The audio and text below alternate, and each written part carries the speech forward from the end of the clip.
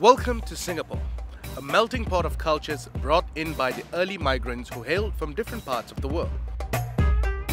They brought with them musical instruments to accompany to soothe their homesickness. The music from these different groups of migrants today has become the folk tradition or traditional music. Hi, I'm Abhi Shankara. Folk music has inspired local icons such as Dick Lee and Najib Ali, setting the path for a younger generation of musicians who use traditional musical instruments to create contemporary music. Let's meet these young musicians. They are set to make these traditional instruments such as Gendang, Er-Hu and Sitar cool again. Meet Ridwan, a pioneer in body percussion. Malay by ethnic group, his love for Gendang or the drums have brought him to perform all over the world, representing Singapore in many cultural festivals.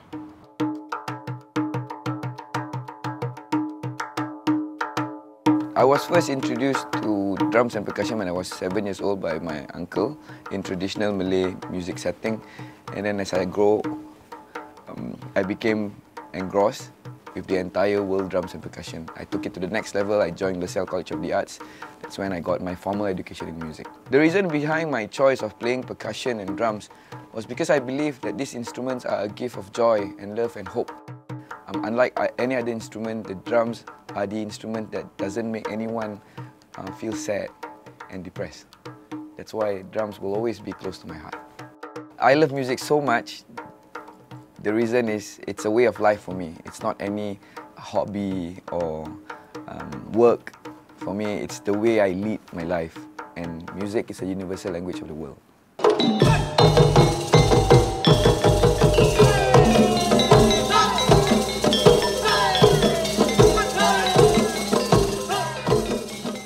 Can you feel the beat? How it excites and energizes you? Well, why is the Gendang such an important instrument in the Malay culture? I have to ask somebody, and I think I know just the right person. Dr. Larry? Yes. Lovely to see you. Please come in. Thank you. Thank you, Dr. Larry, for giving us this opportunity to speak with you with regards to this topic. Thank you for having me. It's my pleasure. Could you tell us the origins of Gendang? Gendang is a generic term, a term which is found in most parts of Southeast Asia as Gendang or Kendang. If we look at historical influences and impact from Indic civilization, India, where Buddhism and Hinduism came about from as early as 5th century, that brought about barrel-shaped drums to Southeast Asia.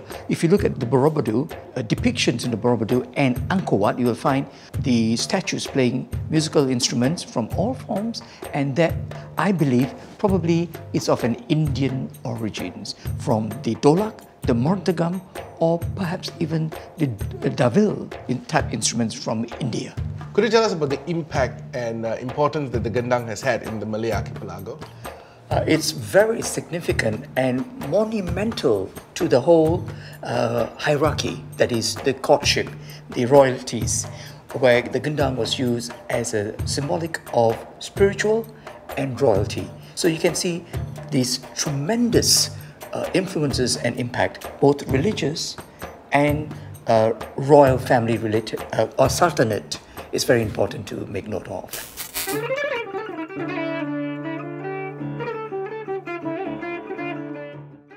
Meet Krishna. When he was 10, most boys would choose a guitar, but he picked up the Indian instrument sitar instead. He is also the first non-Indian to win the 2002 National Indian Music Competition.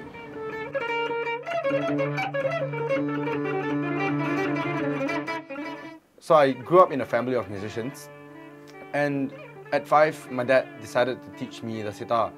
And so ever since, to me, family and music, they are the same thing. So the interest really came about when I realized that what my father has given to me was something great. Was when I was 12 years old and I won the competition.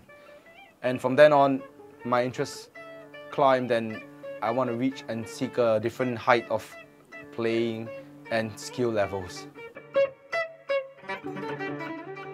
So people do ask me sometimes, is it difficult for you, for a Chinese guy playing the sitar? And I'll be like, Yes, it is to a certain extent difficult because I do not grow up listening to Indian music. But then again, the irony is when I was 5, I started, so that's when I started listening to Indian music. So, is it difficult or is it not difficult? You know, to me, at this current point, music is not difficult. Learning any instrument is not difficult. What's difficult is when you choose to make it difficult. Music at the end of the day means love, family. Who wouldn't enjoy doing what they love most with their own family?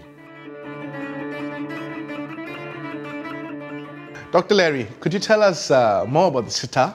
The sitar is symbolic of North Indian music and it's a lute instrument, plucked lute. The sitar's significance, characteristic, it encompasses or encapsulates the whole idea of Indian music. It has the melody, played the lips melody, it has the rhythm.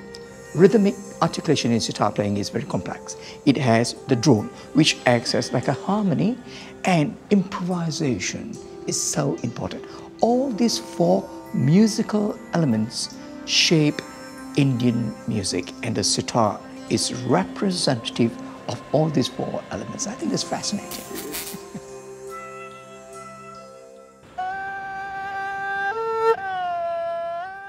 This is Gerald. His interest in music started when he was 9 years old. Since 2009, he, together with the Singapore National Youth Chinese Orchestra, have been representing Singapore at various international music festivals.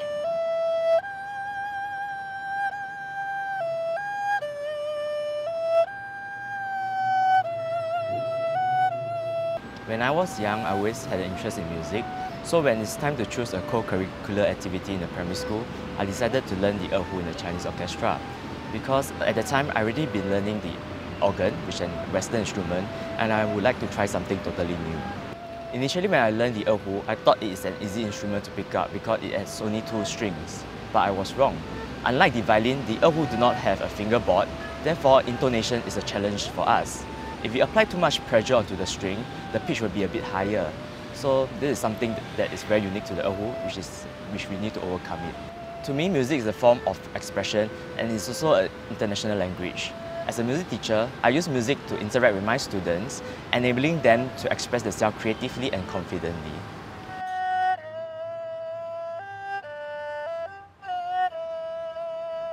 The Er-Hu is one of the most important ancient Chinese instruments. It is called the Chinese violin. It can imitate sounds from a chirping bird to a neighing horse. It was brought down to Singapore by our early Chinese immigrants. So, Dr. Larry, could you tell us more about the Er-Hu?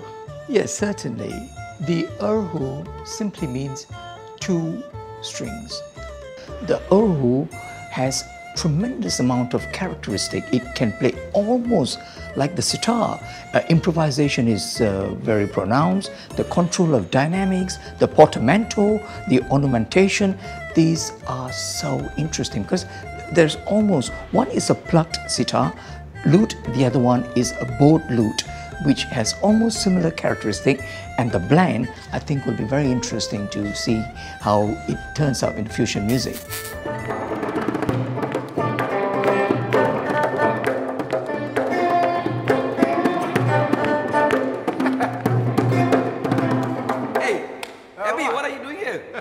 Well, I've got a challenge for the 3 of you. Okay, come on, bring it on, man.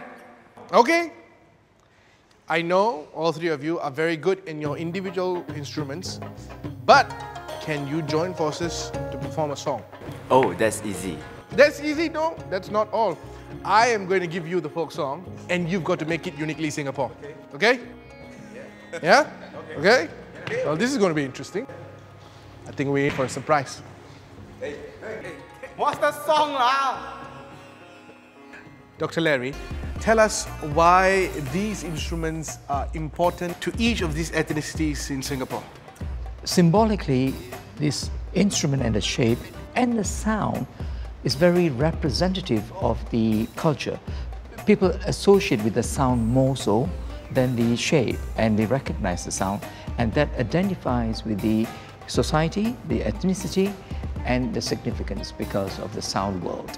Music breaks down barriers. What we are doing is that we're trying to promote this cultural heritage through school programs, community activities. So what has happened is that cultural heritage can happen with the amalgamation of people working together, living together, and assimilating and understanding the art form with respect. I think it's important to preserve our heritage because it is a responsibility, as it's been around for so many years, so we shouldn't let it die off and to carry and pass it on.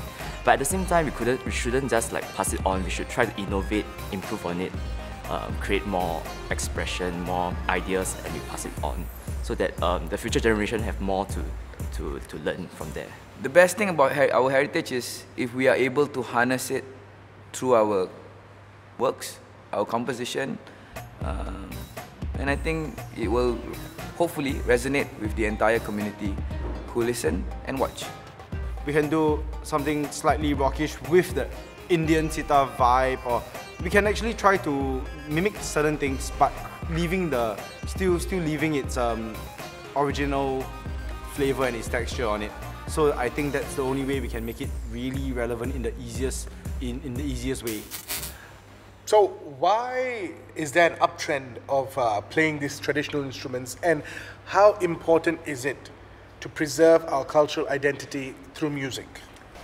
To play this instrument by the young people and cultural heritage are two intertwined questions. The first thing is that young people are exploring new sound world. They want to go back to associating with their forefathers of early generation, the parents' generation, and that's how they try to seek this new sound world. I think people are very tired of the same popular music and classical music, so they looking back into their past history.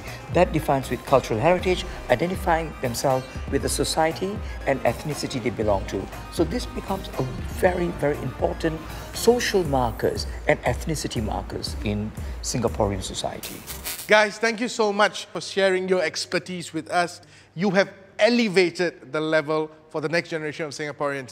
We have called a very experienced performer here in Mr. Trevor Neva and two very beautiful dancers to partake in this performance. So before we go into the performance, thank you so much. I'm Abhi Shankara. Thank you for joining us in this segment of Colours of ASEAN 2. I will not hold you back much longer. 1, 2,